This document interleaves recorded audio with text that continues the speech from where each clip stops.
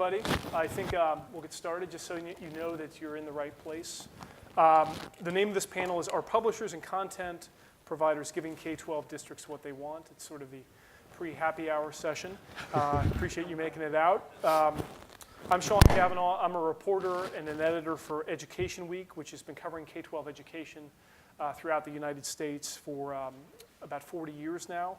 I'm also senior editor for EdWeek Market Brief, which is a publication we launched a few years ago, which is focused on explaining the needs and priorities of school districts to companies and others working in the K-12 market. Along these lines, I wanted to make a shameless plug for something. EdWeek Market Brief, we recently completed a nationwide survey of K-12 district leaders on what they think of various curricular products in ELA and math. We've been providing some pre-briefings on this here at ASU GSV, and we're going to be releasing the full findings to Market Brief readers in a couple weeks. If you're interested in seeing these findings when they come out, just come see me after the panel. So curriculum is a huge area of interest for us at Education Week and EdWeek Market Brief. I covered curriculum, math and science curriculum for about 5 years at Education Week, and I'm hoping that my current editor isn't here right now, but because I'll just say that curriculum was probably my favorite beat to cover at Education Week. I thought it was fascinating. One of the reasons curriculum is of such great interest to us is we know that district decisions about curriculum have a huge impact on the mode of instruction in school systems and their approach to teaching and learning. A good curriculum can not only make a teacher's job easier, it can potentially engage and inspire students. A subpar curriculum can send teachers scrambling to fill holes and find materials that they aren't getting through the materials that is supposed to be providing content every day. So I'm joined today by 4 panelists from organizations that offer different kinds of content for the K-12 market and who offer different perspectives on this issue. I'll first introduce Rose Els-Mitchell. She's the Chief Learning Officer for Houghton Mifflin Harcourt. On the far end, it's Eric Westendorf, is CEO of LearnZillion, their curriculum provider.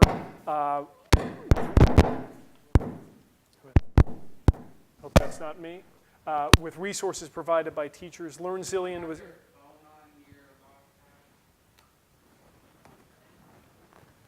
Let's see the guilty party. All right, there we go. Glad it wasn't just one of you. Yeah. It was Rose. Oh, boy.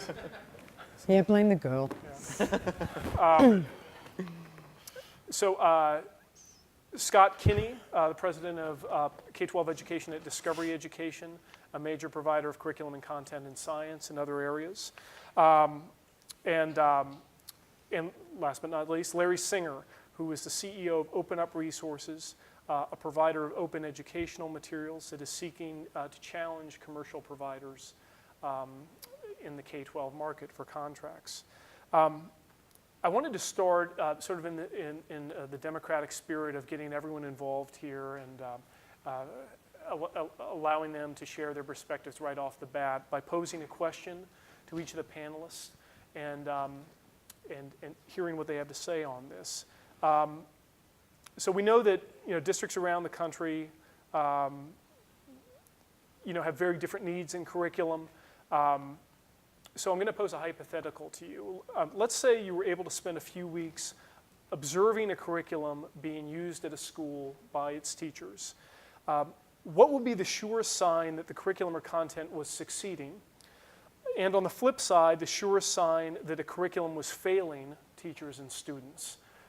Scott, do you want to start? Take a stab at that? Yeah, so first of all, I want to thank you and also say Market Brief, first thing I read every morning. I shared that with you before, but if you don't get Market Brief, you should subscribe. Literally, it's in my inbox when I wake up and I read it before I get out of bed every morning because I think it's such great content, so thank you for that. I didn't ask him to say that. Yeah, well, I'm trying to suck up as quickly as possible to get all the softball questions. But I think the answer to that question for me is the same, right? There's a guy named Stephen Barkley So a lot of people in instructional coaching know Jim Knight, who's fantastic, and a lot of folks follow his kind of tenets around instructional coaching. There's a guy named Stephen Barkley that we work with a lot when I was in education prior to joining Discovery.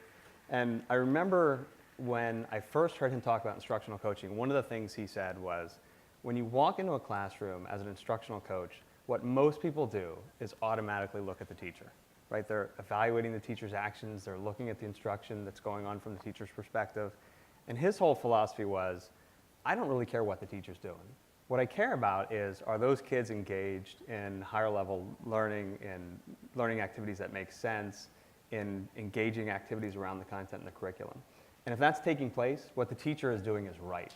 Right? So his whole philosophy was, what are those students doing around teaching or around learning and the learning process? So from my perspective, I think that's the answer to that question. It's working when those students are engaged in the right learning behaviors and the right learning activities, and it's not working when the opposite doesn't happen.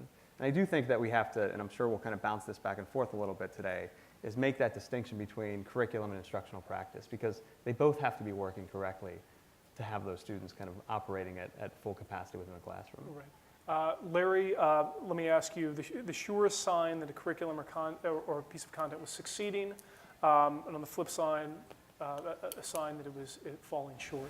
Yeah, I think the distinction between instructional practice and curriculum is one that we shouldn't dwell on too much. I think high quality curriculum drives a certain type of instructional practice. For us, the definition of high quality curriculum is with student engagement, student-centric model. So for me, walking into a classroom, what you're looking for is academic conversation. You're looking for real conversation that addresses the issues using the terms that are discussed in that particular work that they're doing. And kids are having conversations, helping one another understand what they're doing and moving the ball forward. And again, it's less the teacher and more the kids engaging in conversations of twos and threes and in tables. I think what we find when things aren't working is kids like this on their desk, glassed eyes, people waiting for the teacher to ask them a question. Even the engaged kids are just waiting for and waiting to hear what the teacher's going to say. And I think good curriculum is what they So really, the other thing I think that shows that things aren't working is if you have teachers with a lot of photocopies, with hand-drawn things on overheads, if they've decided that the curriculum is not helping them teach and they have to bring other things in. Now, occasionally, for teachers to have creativity is a good thing, but if it's consistent, I think you have a problem with the curriculum. Right. Rose, signs of a great curriculum at work, signs of a curriculum that is missing the mark. I really agree with Scott about the difference between curriculum and instructional practices. I mean, I think we think about curriculum as being the what, and its implementation and the ecosystem around it as the how. So it's a big lever for change. So I think, what I see, and I'm in classrooms quite a lot looking at this, obviously not the luxury of 3 weeks in a row, but what I see, and both Larry and Scott touched on this, is high engagement, also high expectations, and that is about the relationship between teachers and students. That is about the sense that the teacher believes that kids can learn, and that's a classroom culture as well as the content that's in there. And maybe this sounds like not aspirational enough, but I'd say one of the key things is that the curriculum is, whatever it is, the curriculum's actually being used. I mean, the previous session in this room was about fidelity and models of research. And the idea of the first year of any kind of research is it actually being used? So I'm sure that feels unaspirational for people who are looking at, the great growth and fabulous academic conversations that can happen. But we've got to start, given the variety of classrooms and teachers out there, with, real wide use and adoption. So one last thing I'd say is that data is driving decisions, and that's data about kids. And a curriculum should be facilitating that. It's another piece of the how.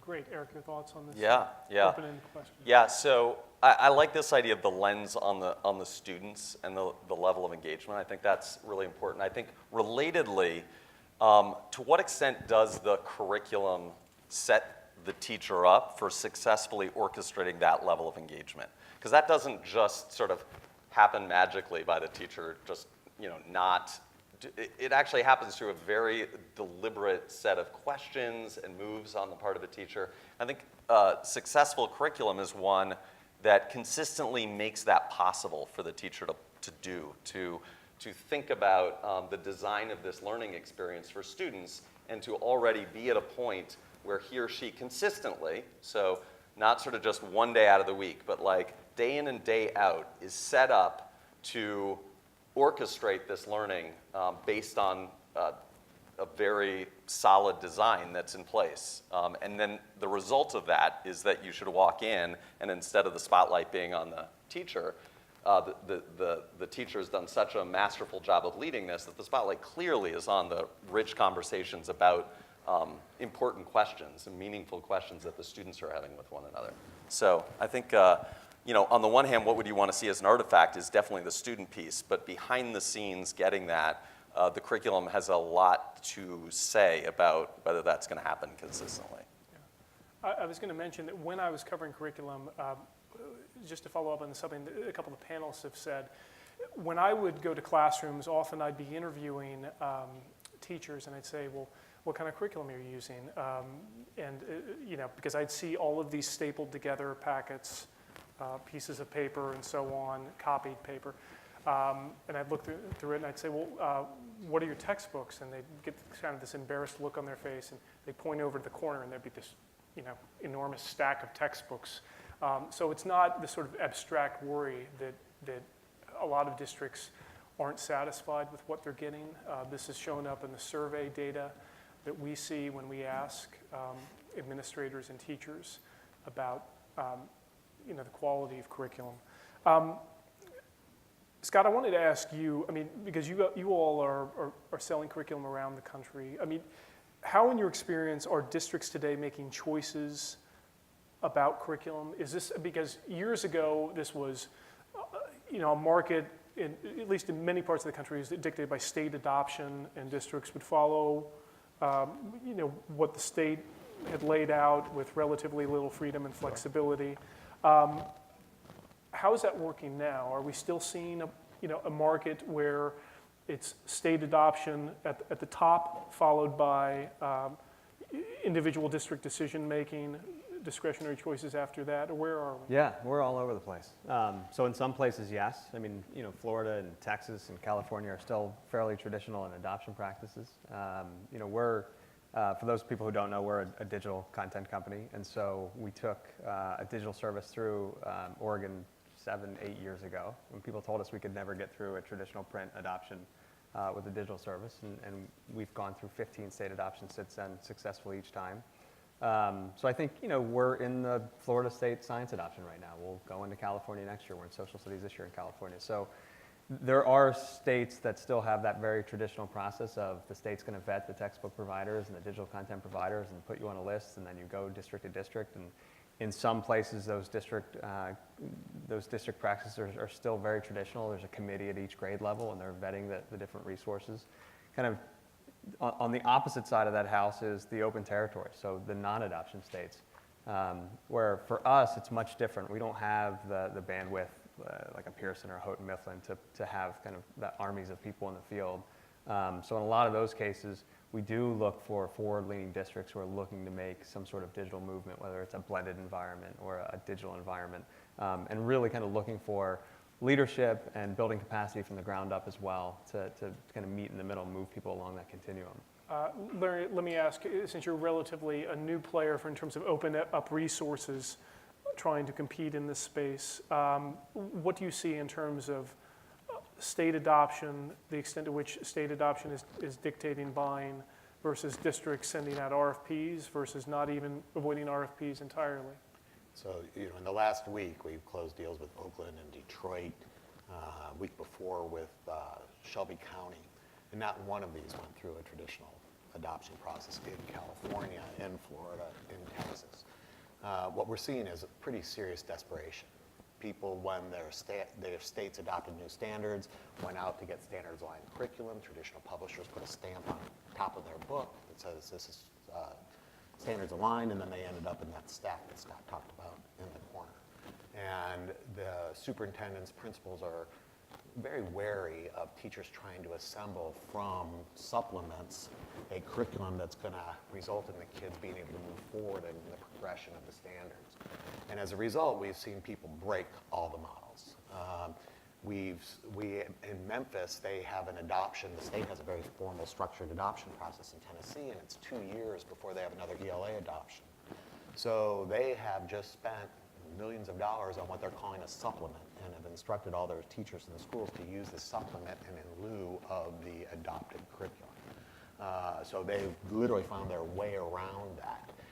We have pilots, so we have a freemium model, and we literally have 62% of people who download a copy of the curriculum, 62% of the districts where they work end up acquiring either print services or PD services related to our curriculum. So it's a bottoms-up, not a top-down adoption process, with teachers using freemium, bringing it to their principals bringing it to the C&I director, and then having a formal use of those early adopters as pilots that they then use to adopt.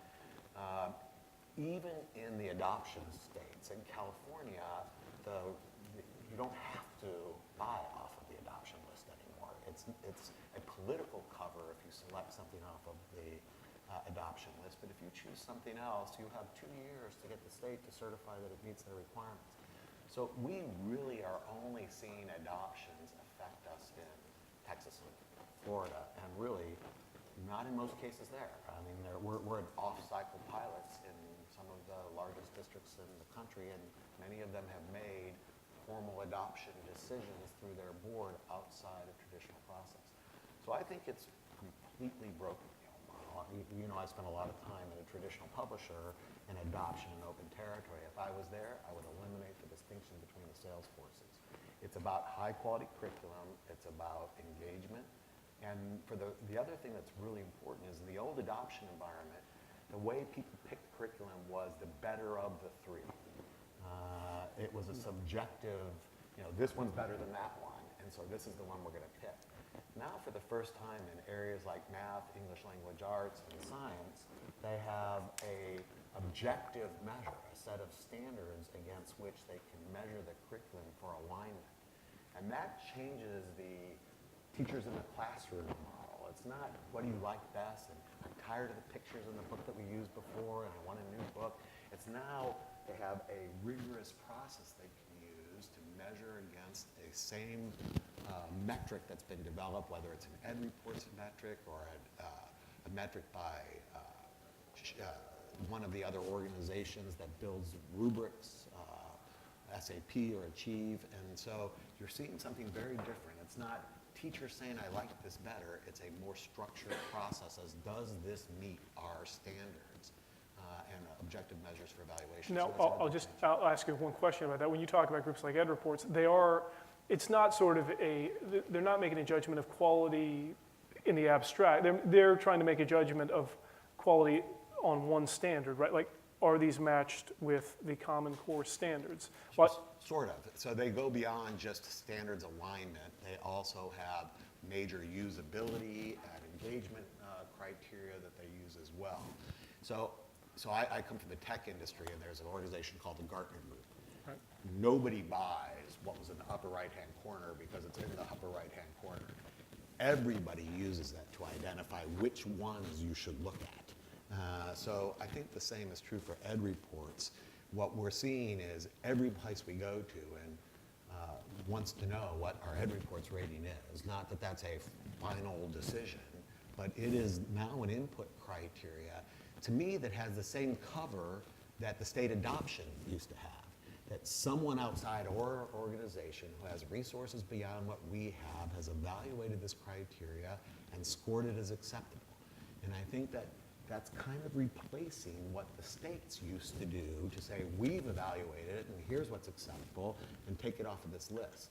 I think like other industries, like tech with Gartner Group, or other industries with Good Housekeeping or their equivalent, it starts to define the set of things that you should consider that pass kind of this minimum threshold that these guys identify. Well, Rose, let me ask you, I mean, HMH is going to be perceived as the player in many of these markets that a lot of smaller curriculum providers are trying to displace. What's your Yeah, we perspective? see ourselves as the Flintstones, obviously, of this panel, right? I mean, we're set up as the, even though we, in fact, believe in blended is best curriculum. So, I mean, I just want to kind of reroute this conversation a bit around the teacher, because I think one of the things that we've seen in the change of the adoption criteria is there are more tools, there are more rubrics, but what everybody knows is that putting in place a new curriculum is a really significant undertaking. It is instructional change management. Scott talked about the ecosystem, the changing of not just the what, but the how, and the orchestration of what classrooms look like. So to be effective, we have to have teacher buy-in.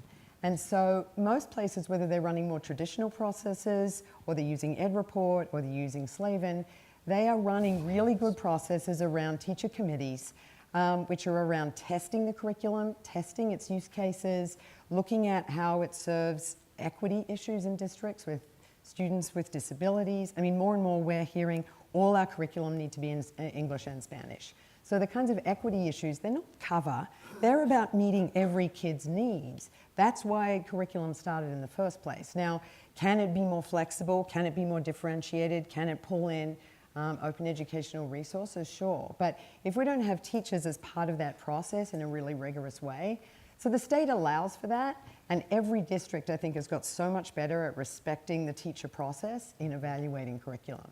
And I think that is as big an input. And teachers are more sophisticated than, I like this photo, I don't like the book. I mean, they're looking at usability, they're looking at the friction they experience when they're using a digital tool, is it mobile, and these kind of basic equity issues. So I think we've got to give, good faith to districts who are empowering teachers to make the right decisions, regardless of whether it's an open territory or an adoption state. Well, let me just ask you, I mean, when you talk about things like teacher buy-in, I mean, understanding that some of these groups that are evaluating curriculum, like EdReports and so on, may not have the perfect standard and not everyone will agree with it, but what standards should districts be using if they're not turning to those sort of authoritative sources? Yeah, I mean, I think some of those resources, and just like any data, you want as many good inputs as you can. One of the things we know is that almost every survey anyone reads, teachers will take advice from whom? From other teachers. So they are much more interested in the experience of other teachers using products and programs. And appropriately so, they're also interested in whether it's not just research-based and evidence-based, but also evidence-proven, so that there is actually effect size for the different kinds of students that they're having to meet. They need it to be easy, and that's a perfectly reasonable thing for them to want. So it's fine to use those criteria, but I think they get to also make the decisions based on the rubrics that they have, which have got more and more sophisticated. I did want to ask, we've talked a little bit about teacher buy-in and the process of actually getting teachers involved in building the curriculum, in some cases through the process of using open educational resources. But one of the great experiments in getting teachers involved in building curriculum didn't occur in a district, it occurred in the state of Louisiana a couple of years ago.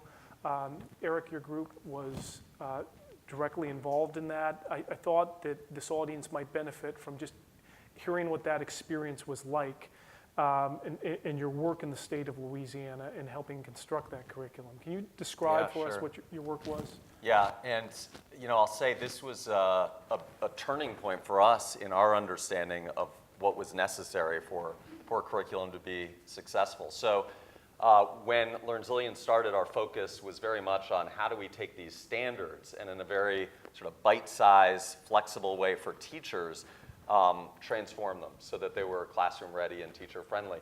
The state came to us and said, do you think you could do that for a curriculum? Because we've spent a bunch of time putting together this guidebooks curriculum, and the feedback we're getting on it is that it's very high quality, and we know that, to Rose's point earlier, like the teachers aren't using it. It is too difficult to use. It asks sort of too much of a teacher to take this and then spend, hours upon hours figuring out how to bring it to life in the classroom. And so, having seen the experience that we had with working with a dream team of teachers across the country around supplemental content, the question was, can you do this with a full curriculum?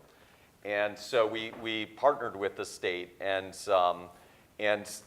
took advantage of a team of teachers they had in Louisiana, but then also tapped into this community. And this was very different than sort of a crowdsourced model. And I think often when people think about sort of tapping into teacher expertise, the first thing that comes to mind is like, oh, maybe there's this way to just sort of crowdsource OER. No, it's very much the opposite. Instead of Lego blocks that we were trying to sort of aggregate together, it was much more of a bonsai tree. It was much more like, how do we take this and shape it so that it makes sense for Louisiana and so that we're certain that this curriculum is high quality and coherent. And so taking the teacher's involvement in that was to take this guidebook's outline that had been created and to very deliberately work within the framework of this coherent curriculum to make sure that then it was teacher-fed, that it really represented something that teachers would want to use. And the results have been almost mind-boggling. We were able to look at the data of usage in Louisiana and got somewhere between 70 and 80% of English language arts teachers are using it. And they're not just using it once a week. The average teacher is using it 15 to 16 times every single week. It's sort of like Facebook-like engagement that you're getting, because when it is high quality and when it is usable, then it's a joy to use, and teachers do use it. And when it's orchestrated with everything else that they're doing, right? I mean, they have fantastic statewide leadership. Yes. I mean, one of the things I found most interesting about the RAND study that looks at this work is that it shows that the teachers who are using the curriculum are also more likely to use OER, even though they've got that level of engagement with the core coherent curriculum. It means that they've got more sophisticated. So this idea that you're only using OER because all of the old players have all of these gaps. I mean, teachers like going to supplement, even when they have the highest quality curriculum according to RAND, right? And they get better at working out what they need to do and add. Yeah. So I thought it was a great combination of them being professionally developed to become more sophisticated about curriculum as a lever for change. Yeah, absolutely. So one of the things that I hear about the use of OER in districts is that it's a lot of labor for districts to assemble OER in a lot of cases. But the payoff is that there tends to be more buy-in from teachers about the curriculum because they had a role in creating it. I guess, but on the flip side, a lot of OER tends to be relatively piecemeal. Larry, you're trying to make it something less than piecemeal through your organization, more comprehensive curriculum. What is the challenge you face in doing that, and why did you set out to establish OER across grades, for an entire sequences of courses on sort of a full scale? One of the problems with OER is it didn't originate as a solution for K-12. The entire model, when Larry Lessig was putting it together, and the folks at the Creative Commons were getting together, and the folks at the Hewlett Foundation were promoting it so heavily, was the idea that the primary purpose is to save students who are going to college money and get them cheaper textbooks. And the idea was that since professors at the university level have academic freedom, they can create their own content, they design their own curriculum, that by facilitating networking between them, they could reduce their dependency on traditional publishers and assemble materials together appropriate for the unique way that they wanted to teach their subject in their classroom. And so you have dynamics in higher ed that are just very different than K-12. One is academic freedom for the teacher. The professor themselves or the department is who selects it, not some bigger entity. And the goal of the class is set by the department or the individual instructor, not some bigger entity. In K-12, teachers don't have academic freedom. There are a set of standards that are often set at the state level and reinforced at the district level. And the expectation is that teachers will teach in such a way that they understand that they're a step in a progression. That's a 12-year progression to learn math or to learn ELA. And so if an individual instructor takes a hard left or a hard right, the instructor who's going to inherit those kids the next year loses the benefit of coherence of a set of standards that crosses individual units and lessons and courses and grades. So what we found is as the OER movement started to come into K-12 and reinforced by the Go Open movement and others, this idea, and there's billions that have been spent by people in this conference building platforms to serve up and to curate. I think the last of which, Amazon has just announced that they're closing their unit that they bought a very big OER company to do, because the reality is it's not about assembly in K-12. There's not a principal or superintendent who wants their teachers spending their time doing that. The unions are pushing back that teachers aren't paid to do that. And if you go to the teacher training colleges, they don't teach them about building curriculum or high quality. So the skill sets simply don't exist. The big knock that the big publishers have against OER for the last several years, I think, is just right on. That a research-based, coherent curriculum that aligns to a set of measures is what's important in K-12. So for us, OER has different benefit. The benefit is, first of all, that it's free. Well, it's not quite free. It's free. If the intellectual property is free. So if you're a LearnZillion licensee, the content that's in LearnZillion, whether it came from Louisiana or whether it came from the illustrative math work that we did or whatever, if you have that curriculum, it's yours freely served. For us, we have 6 digital versions of all of our content that are free. Now, if you But you're charging for wraparound services. for wraparound services because we And print. agreed. And print, right? If you want print, you pay for print as a service. Kind of like when my wife gets a free horse. No, actually it's not like, it's free like a beer, not free like a puppy. If you go digital. I heard an OER advocate call it free like sunlight, so that's Free like, something- but that's what not my Rose said- opinion, by the way. I'm just, But Rose said, is exactly right. Curriculum by itself is not a transforming agent. So what we see people doing in our OER environment is they take the free intellectual property, but because their procurement models don't know how to take free stuff, like any public procurement, the largest suppliers in the procurement organization over time begin to merge their view of how to do things. So the adoption process presumes that you have to pay for this and that you're going to get a certain amount of free PD with it. So what we do in our RFP response is we say, here's our price. It's X dollars. If you don't want the PD, then you can discount that price by this amount. If you don't want print and you want it digital, you can discount it by this amount. The net is 0. But you can't bid 0. They have no idea how to handle that. So what we're seeing is that the best way to move OER into an organization is to meet districts where they are, to engage in their procurement process, which is designed for traditional procurement, to compete along the exact same value proposition as traditional publishers have shown, research-based, coherent from unit to unit, lesson to lesson, year to year, aligned to the standards. And what we're seeing is new demands. We have a majority-minority population in the United States now. They're insisting that we're not hearing that they want Spanish and English versions. We're hearing they want kids to be held to the same set of standards in a common classroom with scaffolding to support the teacher, to support kids who don't have English as a first language. None of the kids have the academic language they need to do it, so all the scaffolding for ELLs supports everyone. And people are looking for these features, and they want a publisher who's done the research and who's done the work.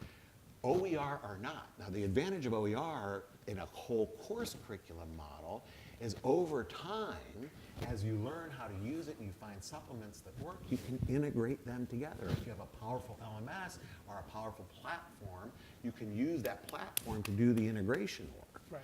And so the OER value is a freemium model. They get to try it first in a digital amount. The way to get teacher engagement is let teachers use it in the classroom and report back how it works. Well, let me ask this, because Rose, I know you're here in the role of the commercial publisher, but so let me ask you, going I forward. mean, everyone's commercial in some way here, Okay, yeah. Traditional. Yeah. But there's No. only one HMH on this panel. So, I mean, There is. let me ask you, what do you expect the role of OER will be going forward over the next 3 to 5 years? What role do you think OER, can and should play in this market? So I think the move that's happened to provide different kinds of models is a good one. I think it's an open marketplace for all of us to be competing on high quality. It should raise all boats. So the move away from the pastiche and the patchwork, I think, is one we all support because the evidence shows that's the way to go. I think we have to start to see how that really is implemented, what kinds of results we look at when we see this curriculum versus that curriculum.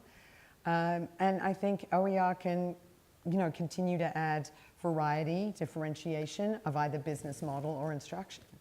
If there's a viable ongoing business model. One thing I'd say is the model that you used in Louisiana and that you're talking about with a living curriculum, that requires a whole change process on the part of the district. So one of the goals of a living curriculum should be that as teachers become more expert, work in PLCs, as data comes down about how kids are doing and what practices work better than others, that the curriculum actually lives, it has lifeblood through the district. That's harder to do given how districts are structured today. Because really, otherwise your curriculum's just going to be like everybody else's. It was adopted in this year in Florida, and then it stayed the same for this long. Well, actually not. I don't think the living has to be at the district level. For example, we released curriculum last April. That's OER. I think we've probably got several million kids, and we're in several dozens of school districts of every size, and we released it there. I don't think we have a single district who's making modification or change in it. Yet, Resilient added additional features to make it easier for a teacher who doesn't have depth of knowledge to be prepared. So the added value of the OER is not necessarily that it stays alive because teachers take extra time to do it, although that is one option.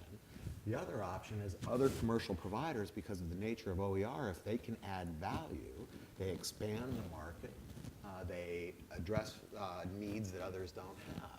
And so OER creates an ecosystem, not just Go ahead. Yeah, I think the only thing I'd add is transparency. So I spent 15 years in public education before coming to Discovery. I'm a big fan in knowing what the costs are of something, right? And so I think across the board, regardless of if you're OER, if you're HMH, if you're us, it doesn't matter. You have to be transparent in your business model and what you're charging for what components, right? And there's I'm not a huge fan, there's a company like Clever.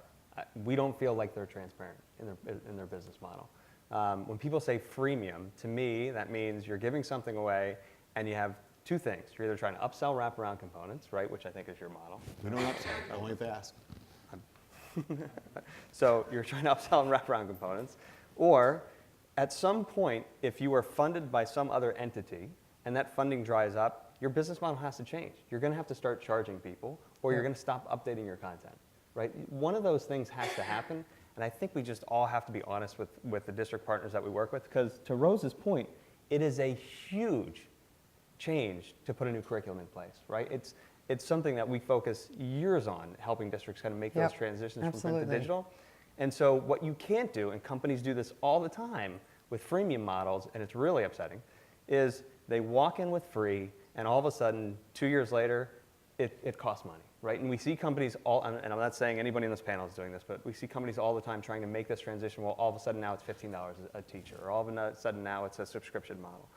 And what they have embedded within their curriculum and in their instructional frameworks and their lesson plans all of a sudden goes away in an instant. And I think that transparency is all that we care about. Like, just let's be honest about what those business strategies are and what those financials are. And what a change model looks like over time, right? I mean, it takes about 2 or 3 years to put in a new curriculum and really get the instructional change. I did want to give Eric the chance to weigh in on this discussion, whether he wants to or not. Where do you see OER going in the next 3 to 5 years in terms of take-up versus what we see as traditional approaches to curriculum? What will be the mix in the districts? I think what's interesting is that there is an opportunity to have now curriculum developers, right, like illustrative mathematics, like expeditionary learning, you see these developers who can really, like, that's their hedgehog. Like, that's what they focus on, just really doing that well. Where we see our place, like, our hedgehog is coming and taking that very high quality material and figuring out how do we use a combination of digital and print to set that teacher up for success.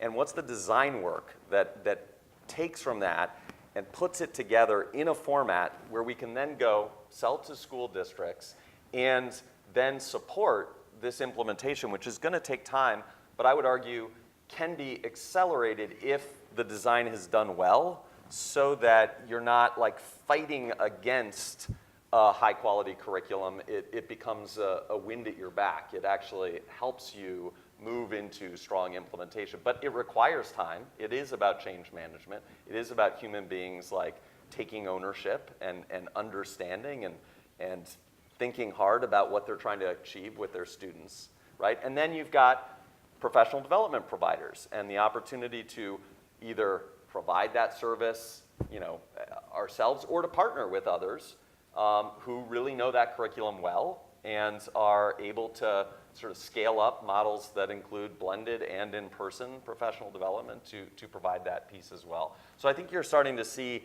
where, as in the past, that was sort of all done under one roof. There's now sort of a breaking up so that folks can really like focus and innovate where they're best suited to do that. Can I add something? The confusion between traditional freemium models that end up going there in OER. One of the things that's really important about OER that the districts understand that are doing major, big-time adoption, spending hundreds of millions of dollars on adopting our curriculum, is that you can't bring something back from the commons. So it's very different than the old models where people were freemium and then started charging $15 a person. Once it's out there and open, you can't pull it back. It's open. It's out there. People can share it with everybody and do it. So the importance is understanding how OER works and which license models you have, because once it's in the common, it can't be pulled back. It's yours. Right. But this panel is a panel of organizations. Every one of us has a business model up here. My point is we should be transparent in that business model. Absolutely. And everybody in this industry should be transparent with district partners in that business model, because they're not everyone. Now some districts certainly are. But I came from a small district, K-12, we were 1,200 kids. We weren't savvy enough to understand the implications of Creative Commons and the different levels.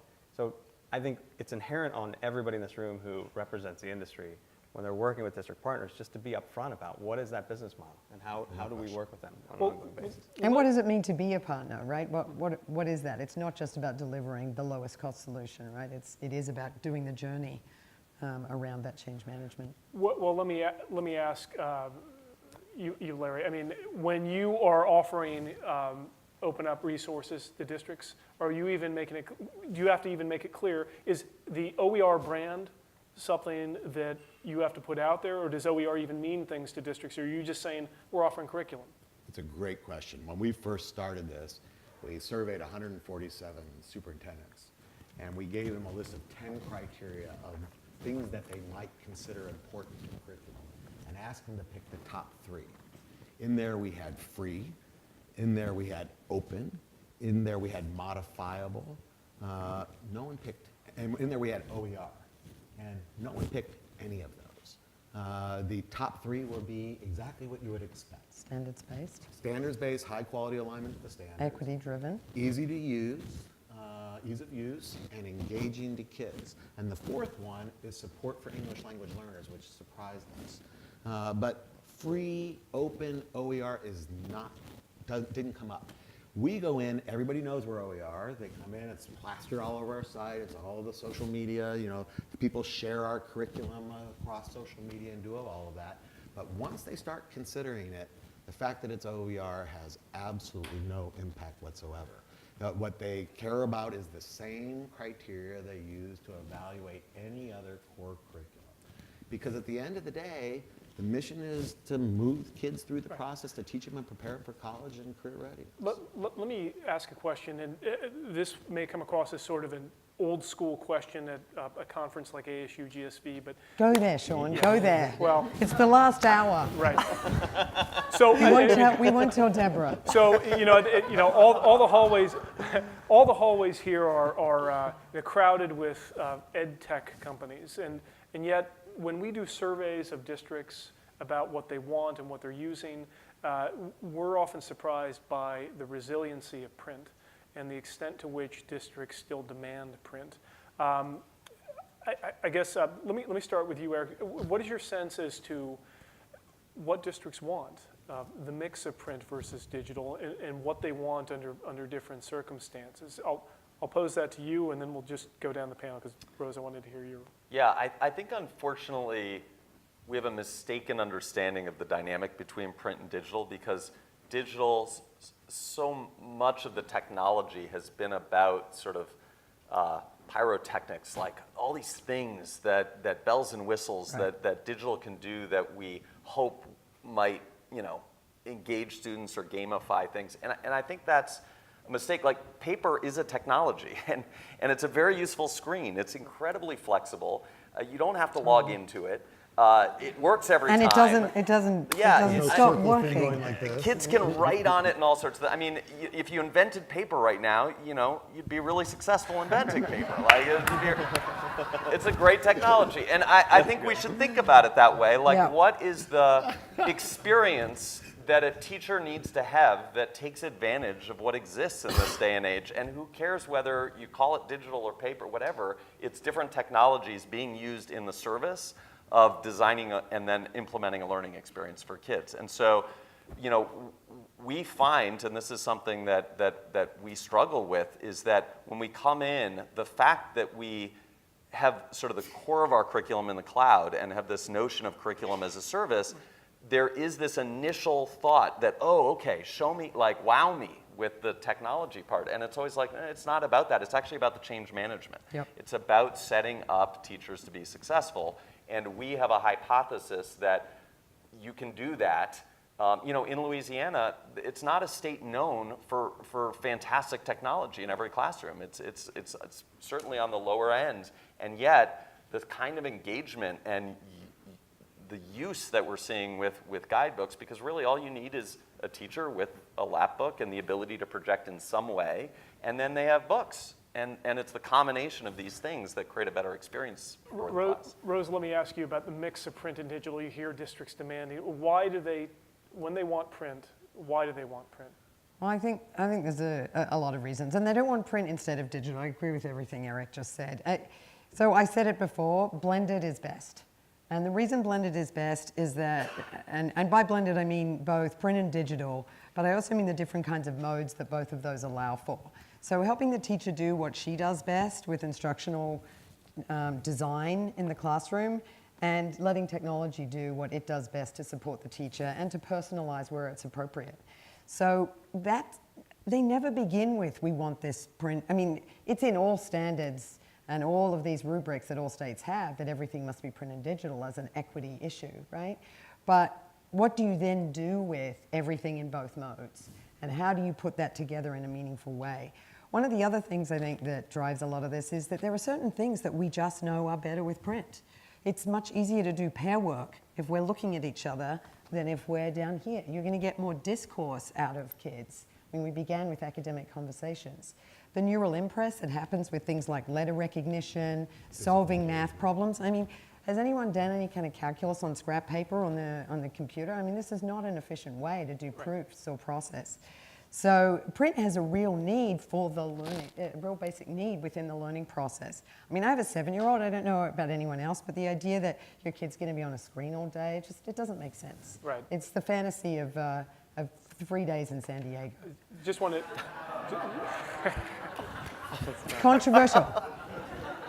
did you just say that? I want to be the Jetsons too, but I think we'll find the truth lies between the Flintstones and the Jetsons together. I'll go to Scott and then Larry. So, Scott, how do you manage district demands, digital versus print? I would just simplify it as we're short on time to choice. I think districts have different priorities. There are some districts that are completely digital, and we play very well with those, certainly. But at the end of the day, districts want choice, and I think most districts do want to be in that blended environment, and I think it's inherent on us to provide those choices. Yeah, and Larry, I know you're selling the print aspect of your product. How popular is that? So we have a very large contingent of the digital promise districts who are using our curriculum, every one of whom started with the intent of a digital deployment, every one of whom has ordered full print. They've ordered a print for every student and print for every teacher. Some of them don't order it until they've had it for 60 days and find the teacher at the photocopy machine making it 23 cents a page. Oh shit, we'll buy your print. And our digital is free, and you really have to pay for the print, and it's not cheap to get high quality print. And they don't want black and white photocopy, No. three-ring binder. They want perfect bound. They want color. The kids today have been taught by Apple and Amazon and all the other to recognize quality. And if you bring them crap, and if it looks like crap, they won't use it. So they not only want print, they want high quality print. These are districts that are completely committed. Now, in courses that aren't core material, where they jump around, I think it may be different. The other thing I think is important, I worked at Hewlett-Packard for a very long time and ran a $365 million a year unit that focused just on education and local and county governments. And the reality is we tried to sell digital technology into classrooms. It was our whole thing. We didn't have curriculum. And the reality is there are some significant structural impediments to using core curriculum in a classroom. For example, there's not a Wi-Fi environment in the world that can handle 1,000 kids sitting in cinder block wall classrooms all logging on at the same time. Anywhere in New York City. Yeah, but the other issue is 50 minutes later, when you're done with the work and it's time to upload, it's at 10% of the speed of download. So there's not a teacher in the world who wants to come into the classroom and start with their kids and watch the little thing rolling and wait, or 10 minutes in, internet goes down and they stop, or they have contention with the classroom next door on the Wi-Fi. So there are significant structural impediments. Teachers don't know. There's a different classroom management model, and they're just learning how to teach standards, and they just adopted a new curriculum. So our hope is that you start with print, you learn the pedagogy, the instructional model, you learn the curriculum, and then you have the opportunity to use your resources, now that you already know it, to start understanding the value that data analytics can provide, that differentiation can provide, that you can only do digitally. But the problem with all the money going to platforms is they don't you have to meet districts where they are today. If you tell them there's this wonderful thing, you just have to jump this huge chasm to get there, it's just not worth the risk for superintendents. Yeah.